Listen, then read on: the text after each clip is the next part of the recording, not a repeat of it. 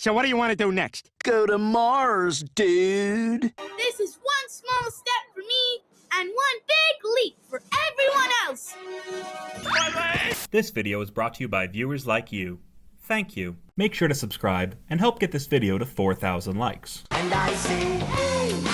Arthur explains how Albert Einstein spent his whole life asking questions, like how does the universe work, and will I ever be remembered for anything other than this photo? In both cases, only time will tell. DW interrupts to ask when the show is gonna start. When's the show gonna start? You've been talking forever. It'll start when you shut up. See how that works? At preschool, the kids line up for recess when DW cuts to the front of the line. She makes herself the line leader until Miss Morgan tells her to take her entitled ass to the very back. Miss Morgan reminds the kids that career day is coming up, and every child will need to give a presentation on what they want to be when they grow up, which is something she should have told them before she made them line up to leave. Emily says she wants to be a ballerina, because what the hell else would she be? I wanted to be one all my life. You're 5. You've had no life. The Tibble tryhards argue over whether they should be cowboys or cops. Even though there's an obvious middle ground, their feeble minds are too stupid to figure out. Turns out DW is so petty and egotistical that her only goal in life is to be first. Whether she be the first human to learn how to fly, or the first child to run face first into Arthur's fist. Back at home, DW calls dibs on the TV, only to find her dad watching live-action footage of the moon landing. I was Arthur's age when this was shown live on TV. So you were 8 in 1969? Mr. Reed, are you telling me you're 63? DW learns nobody has landed on Mars yet, and instantly proclaims she'll be the first. Arthur responds by laughing in her face, as he should.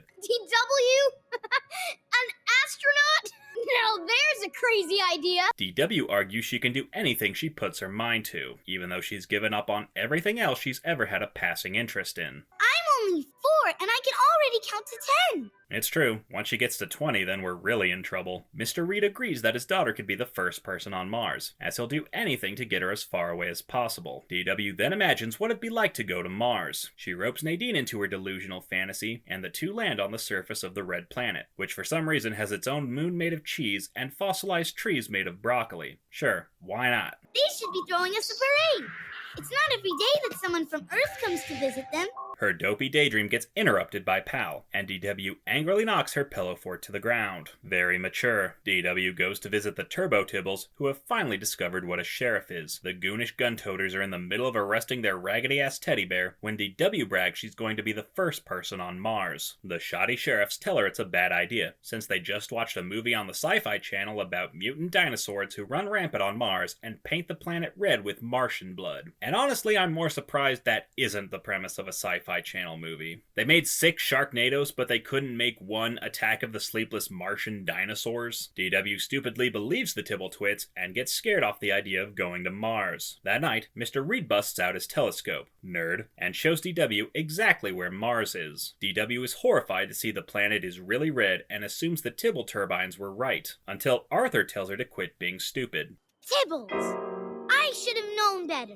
Yeah, why do you still hang out with these two? Mr. Reed tells his daughter it's normal to be scared and explains how people were once panicked by a radio broadcast of War of the Worlds, even though it's been proven that story is an absolute lie. Get a damn fact checker, PBS. Mr. Reed explains how the more you know about something, the less scary it is. Even though I'm way more afraid of DW the more I know about her. Mr. Reed decides to take his daughter to the local museum to learn about Mars, while Mrs. Reed is nowhere to be seen, because I guess her husband gave her a hall pass for the week. The two have a great time as DW somehow manages to avoid burning the place to the ground. It's finally career day, and DW insists on going first. What a surprise. Her presentation gets off to a rocky start when the Big Mouth brothers try to scare everyone with their mutant Martian malarkey. Mars is called the Red Planet because the Martian blood glows red in the dark. I don't want to hear this. Are they going to get us?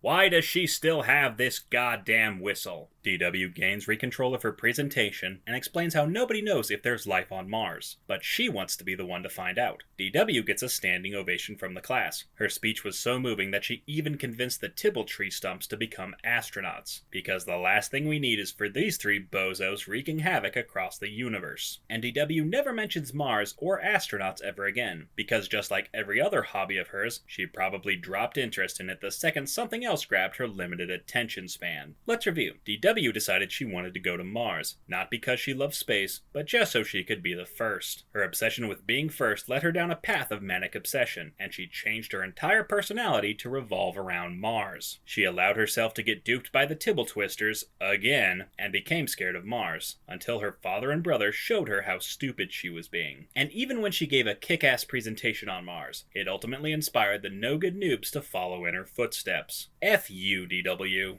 And I say, Hey, I have a Patreon. Sign up at patreon.com/mattneff to get your name in the thank you credits, along with early access to every FUDW and the chance to vote for future episodes. If there's a movie or show you'd like me to talk about, top-tier patrons can commission a review for my channel. Check out the link in the description to become an FUDW superfan. Also, I'm now on Cameo, so make sure to check out my profile to get a personalized FU video. Next time on FUDW... If I were a bunny, I'd want a cage and a yard. Larry? Larry? and I say, hey, what a wonderful kind of day.